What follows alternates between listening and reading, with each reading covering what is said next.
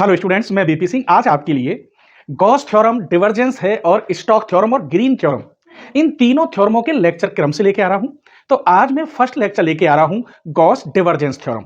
Syllabus में proof के लिए नहीं है, वेरीफाई करने के लिए है। हालांकि फिजिक्स में इसका प्रूफ भी आता है। मैं आपको वेरीफाई की कंडीशन बताऊंगा और क्वेश्चन वेरी वेरी इंपॉर्टेंट दूंगा। और नेक्स्ट लेक्चर के लिए आपको होमवर्क में दूंगा। अगर आप नहीं निकाल सकते हैं उन क्वेश्चनों को तो लेक्चर 2 में मैं आपको बता दूंगा। ठीक है, चलिए। तो क्वेश्चन नंबर देखने से पहले आखिर डिवर्जेंस थ्योरम होती क्या है, कैसे उसे हम वेरीफाई करते हैं। Gauss divergence theorem.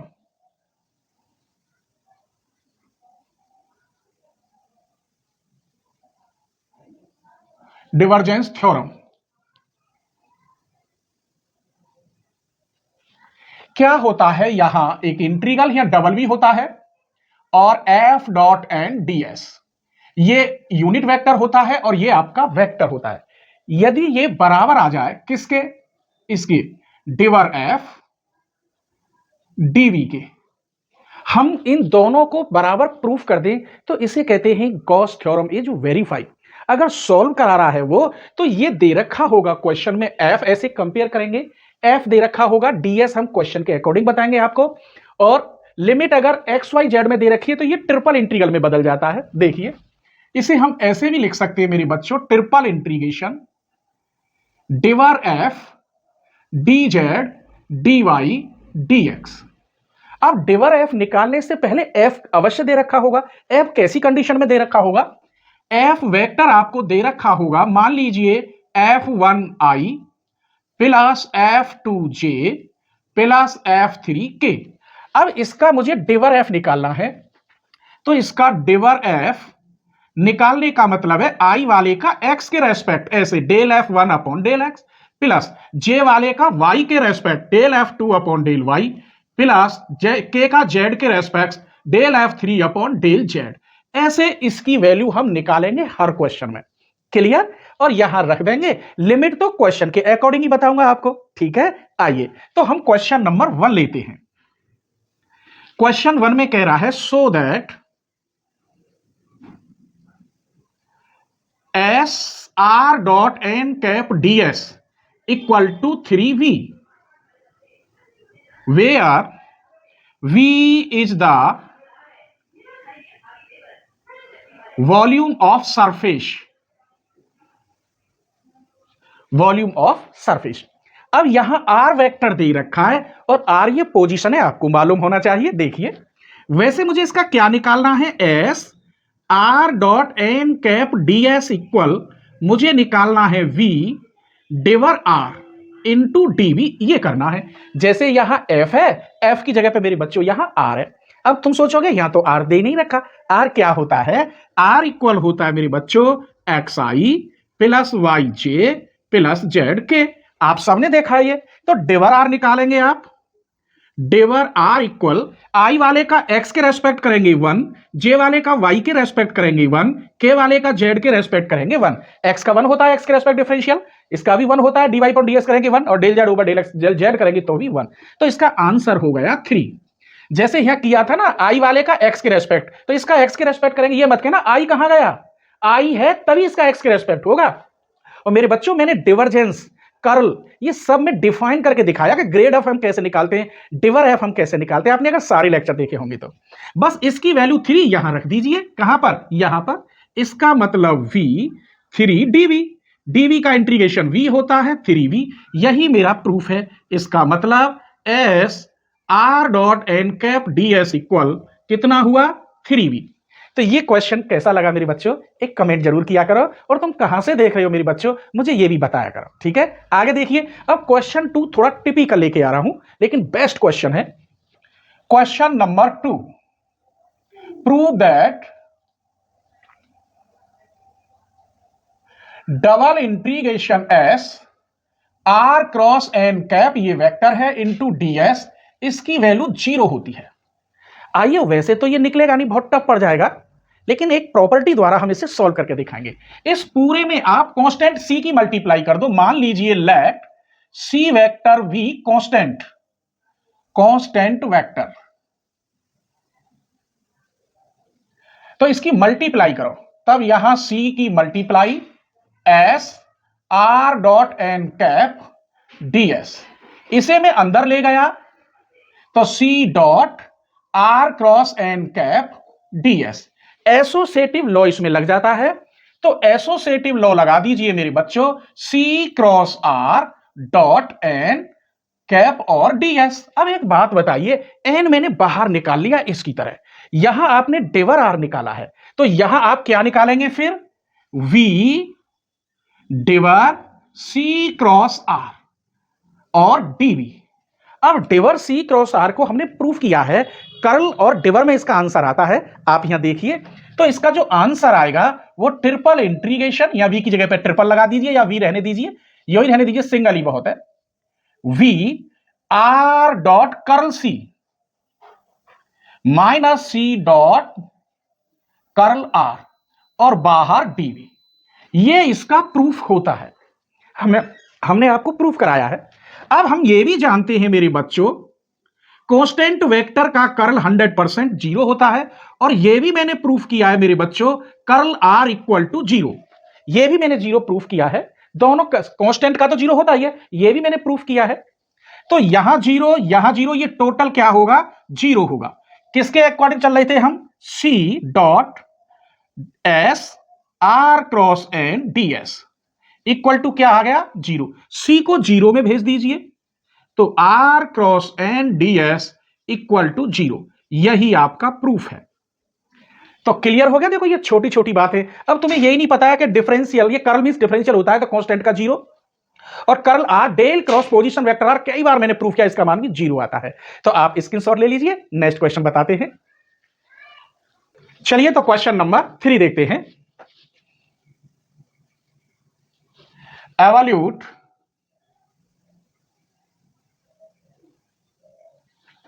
Integration S x आई वाई जे जेड स्क्वायर के dot n cap ds where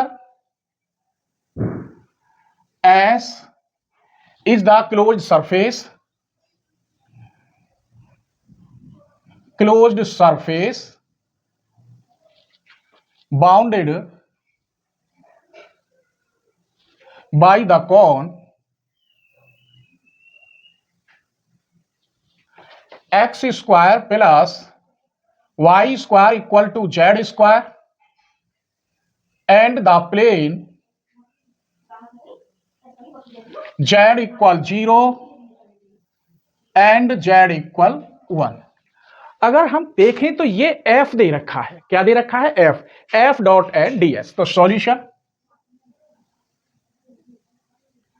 तो यहां पर f इक्वल क्या दे रखा है मेरे बच्चों, xi प्लस वाई जे प्लस जेड स्क्वायर के।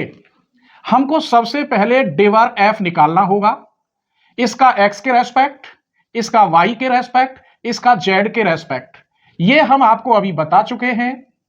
तो डिवर f इक्वल आया 2 + 2z। अब यहां कौन दे रखा है और ये, इससे हमें लिमिट और निकालनी है। z की लिमिट तो आपको पता है 0 to 1, यहां से कैसे निकालेंगे, now x square plus y square equal to z square. z की वैल्यू यहां 1 रख देते हैं, तो x square plus y square equal to 1। अब तो लिमिट निकालनी आसान है। x की लिमिट निकालेंगे, इस टर्म को 0 मान लेते हैं, तो कहने का मतलब x स्क्वायर इक्वल टू 1, तो x इक्वल हो गया प्लस माइनस 1। -1 से +1 x की लिमिट मिल गई। जिसकी लिमिट आप निकाल लोगे उसे आगे भेज दीजिए। इसे आगे भेज देते हैं, तो y square equal to 1 minus x square, तो y इक्वल हो गया मेरे बच्चों अंडर रूट के अंदर 1 माइनस एक्स स्क्वायर। हमारे पास x की लिमिट है, y की लिमिट है और z की लिमिट है, और हमने डिवर f निकाल लिया। अब तो सॉल्यूशन आसान हो गया।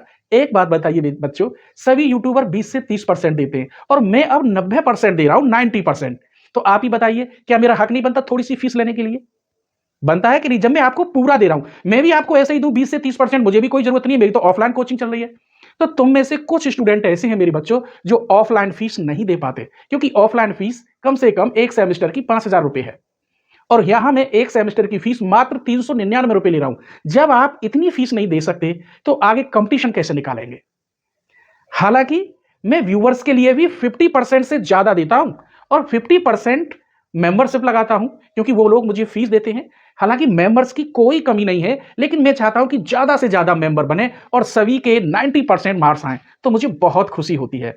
आप चैनल के डिस्क्रिप्शन में जाएंगे, ज्वाइन पर क्लिक करेंगे, वहां फुल कोर्स बीएससी एमएससी वाला लेवल लेंगे, उसी से सारी वीडियो ओपन होती हैं, ठीक है, और पूरा मजा आएगा आपको। ऐसी बात नहीं है, इंटीग्रल कैलकुलस की लगभग 80 वीडियो 90 के बीच में बनेंगी। अभी 3 वीडियो और इसकी आएंगी 4, उसके बाद मैं लेक्चर फिर 1 से सेट करूंगा आपके लिए, ठीक है। जब तक आपको 90% से ऊपर नहीं दे दूंगा तब तक मुझे भी आनंद नहीं आएगा, क्योंकि बच्चे अगर मुझे थोड़ी सी भी दक्षिणा देते हैं तो मुझे खुशी होती है और ये लगता है कि इनको मैं कितना दे सकूं, ठीक है। आइए, अब हमारे पास सब कुछ हो गया। अब हम क्या जानते हैं?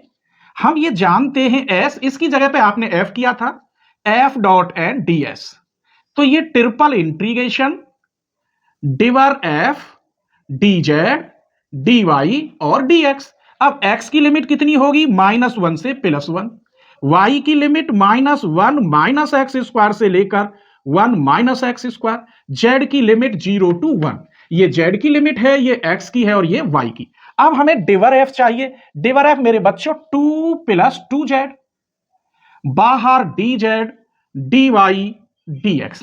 तो सबसे पहले z के रेस्पेक्ट इंटीग्रल करते हैं। इसको जो की त्यों रहने दो, -1 से +1, 1 माइनस एक्स स्क्वायर से लेकर 1 माइनस एक्स स्क्वायर।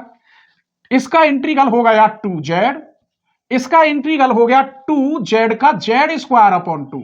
लिमिट लगाएंगे 0 से 1, यहां रह गया dy और dx। इस 2 से 2 कट गया। आप यहां 1 रखेंगे तो 2, यहां 1 रखेंगे 1, 2 और 1 3 हम बाहर ले लेते हैं। -1 माइनस एक्स स्क्वायर से लेकर 1 minus x square dy dx। अब आपने पढ़ा होगा मेरे बच्चों, -a से +a लिमिट हो तो 2 टाइम्स 0 to a लिख देते हैं, वही मैं कर रहा हूं। 3 इसे लिख सकता हूं 2 टाइम्स 0 to 1, इसे भी 2 टाइम्स 0 to अंडर रूट के अंदर 1 माइनस एक्स स्क्वायर dy और dx। 2 2 जा 4, 3 जा 12, 0 से 1, इसका इंटीग्रेशन y और लिमिट लगाओगे मेरे बच्चों 1 माइनस एक्स स्क्वायर dx। यहां 12, लिमिट 0 से 1, ये बना 1 माइनस एक्स स्क्वायर dx। या तो इसका फॉर्मूला लगा दो, अगर फॉर्मूला आपको नहीं पता तो x इक्वल साइन थीटा मान लेना, तो भी आंसर सेम आएगा। तो मैं तो फॉर्मूला लगा रहा हूं, x अपॉन 2 अंडर रूट के अंदर 1 minus x square plus 1 upon 2 sine inverse x, limit 0 to 1, a square minus x square का आप फॉर्मूला लगाइए, आपको याद होना चाहिए। तो यहां 12, अगर यहां 1 रखते तो ये टोटल 0 क्या बचा? 1/2। यहां 1 रखेंगे तो साइन इनवर्स 1 की वैल्यू π/2 होती है, इंटू π/2। माइनस 0 रखेंगे, यहां से 0 कर देगा ये टोटल, और यहां से ये 0 कर देगा 0। ये कितना हुआ? π/4, 12 इंटू π/4, 4 से ये कै बार कट गया? 3π। इसका मतलब इसका जो आंसर है वो कितना है? 3π। Therefore s xi yj z square k dot n ds equal कितना आया? 3π। तो क्लियर हो गया? आप अब स्क्रीनशॉट ले लीजिए। चलिए क्वेश्चन नंबर 4 देखिए। टफ क्वेश्चन है लेकिन वेरी वेरी इंपॉर्टेंट क्वेश्चन है। So that x square i plus y square j plus z square k dot N D s when इस का मतलब है 0, इसकी वैल्यू 0 प्रूफ करनी है। इसका मतलब अगर मैं इसे ये कहता हूं f, let f equal x square i y square j z square k, तो ये आया f dot N D s. तो ये मुझे निकालना होगा triple integration div f d z d y d x.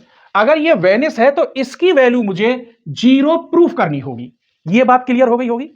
उसके लिए उसने ये सरफेस दे रखा है इलिप्सॉइड, जिसकी वजह से मैं लिमिट निकालूंगा बस, ठीक है। आइए, तो सबसे पहले मुझे डिवर एफ निकालना होगा।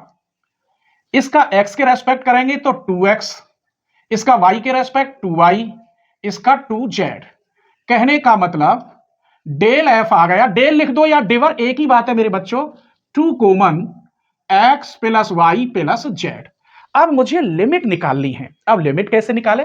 उसके लिए सरफेस दे रखा है x square upon a square y square upon b square z square upon c square equal to 1।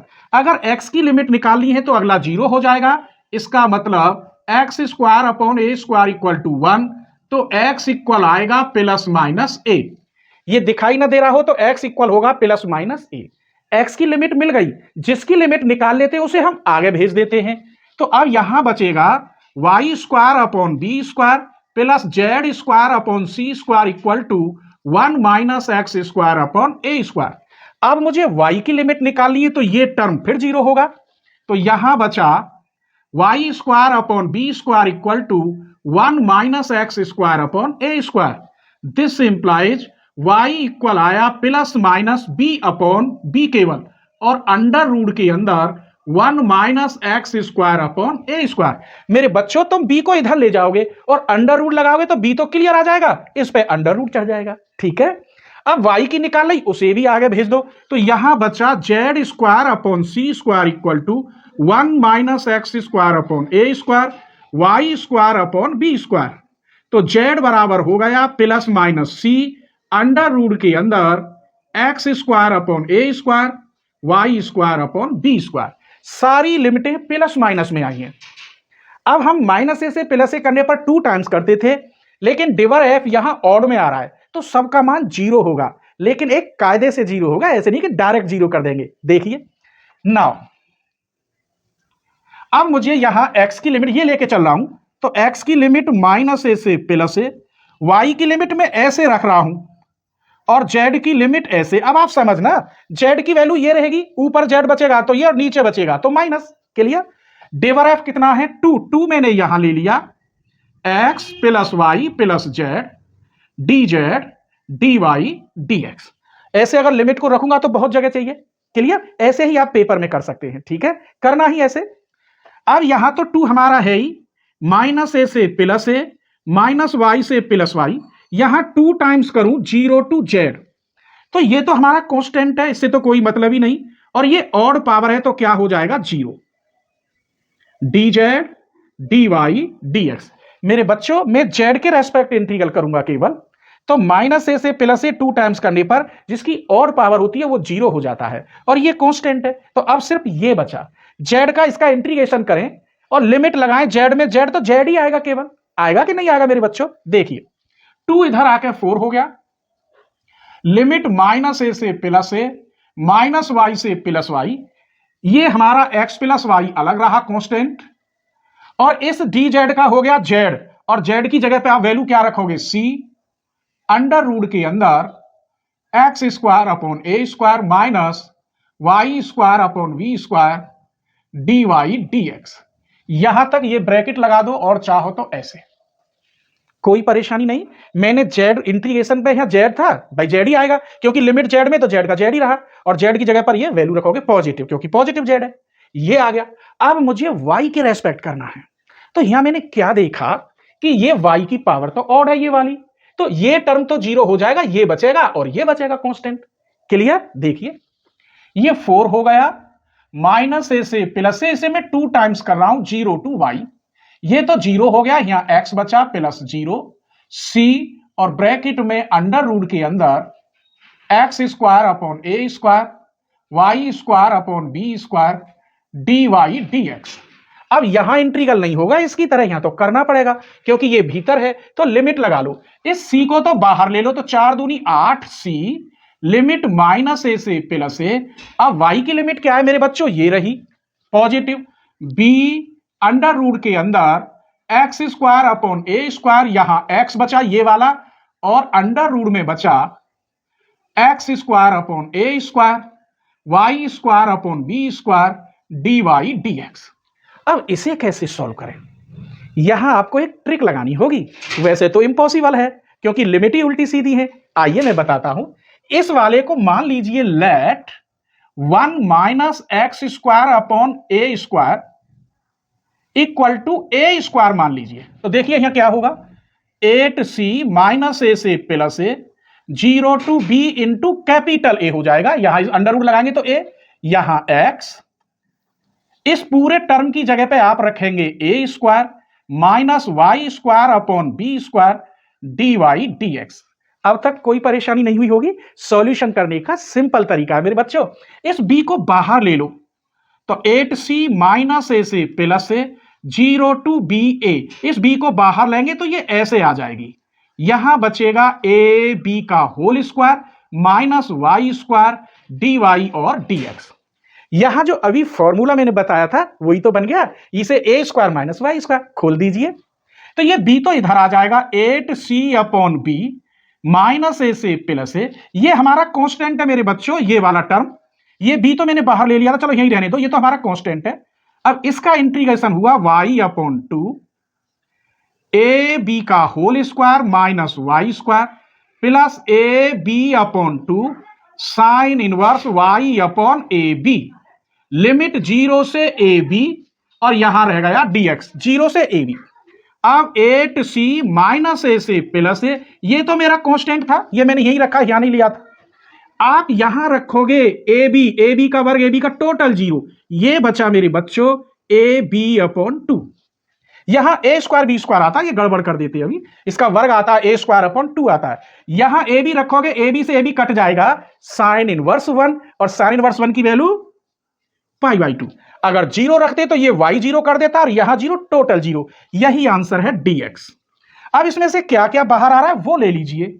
इस b से b कट गया, यहां पाई आएगा बाहर, 2 2 जा 4, 4 से ये कै बार कट गया 2 बार, और यहां c और यहां b भी बचा एक ऊपर।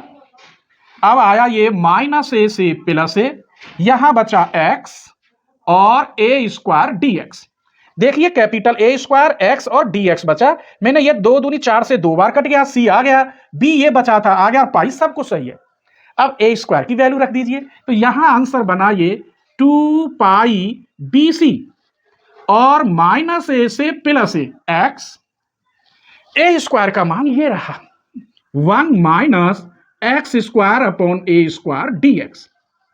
मेरे बच्चों इसको फिर 2 टाइम्स करूं तो 0 हो जाएगा, क्योंकि यहां x क्या है, ऑड बन गया भाई, x की इसमें गुणा करोगे इसमें करोगे तो सभी ऑड पावर आएंगी। तो इसका मान अगर मैं यहां 4 पाई, यही रहने दो, 2 पाई बी सी, अगर इसे 2 टाइम्स करूं 0 टू a तो ये x वाला फंक्शन टोटल 0 dx, इसका मतलब टोटल हुआ 0। तभी तो ये कह रहा था मुझे क्या प्रूफ करना था, 0। तो आप यहां लिख देना, जगह नहीं है यहां मैं लिख देता हूं, माइनस ए से प्लस ए और यहां ऑड फंक्शन है तो इसका 2 टाइम्स 0 टू a करने पर इस फंक्शन का मान, ऑड फंक्शन की वैल्यू क्या होती है, 0। तो इस प्रकार ये क्वेश्चन मैंने आपको किए। उम्मीद करता हूं ये लेक्चर जरूर पसंद आया होगा। और सेकंड मतलब आपके लिए जो घर के लिए क्वेश्चन है वेरी वेरी इंपॉर्टेंट, वो दे रहा हूं, उन्हें आप जरूर करना। अगर नहीं होते हैं तो लेक्चर 2 में आप जरूर देख लेना, ठीक है, स्क्रीनशॉट ले लीजिए। तो आपके लिए होमवर्क में हमने 7 क्वेश्चन रखे हैं, इंपॉर्टेंट क्वेश्चन है, हर राइटर की बुक में मिलेंगे डिवर्जेंस वाले टॉपिक में। तो यहां गॉस डिवर्जेंस थ्योरम के अकॉर्डिंग 7 क्वेश्चन आपको सॉल्व करने हैं। अगर आप सॉल्व नहीं कर पाते तो लेक्चर 2 में इन्हें देख सकते हैं। तो सभी क्वेश्चन इंपॉर्टेंट है। ये 6 भी प्रूफ करना है, ये दे रखा है, ये स्फीयर है एक्स वाई प्लेन पर, यहां से लिमिट निकालनी है। ये भी एफ दे रखा है, ये प्रूफ करना, इसमें भी ये स्फीयर है, एफ यहां दे रखा है, यहां से आपको लिमिट निकालनी है। ये एफ दे रखा है, ये प्रूफ करना है, लिमिट दे रखी है। ये सारे क्वेश्चन बड़े मजेदार क्वेश्चन हैं और किसी भी साल का आप अनसॉल्व देखना या अपने स्कूल में टीचर से पूछना, टॉप मोस्ट क्वेश्चन है ये। तो आप स्क्रीनशॉट ले लीजिए और करना, और अपने फ्रेंडों को जरूर शेयर करना। ले लीजिए स्क्रीनशॉट।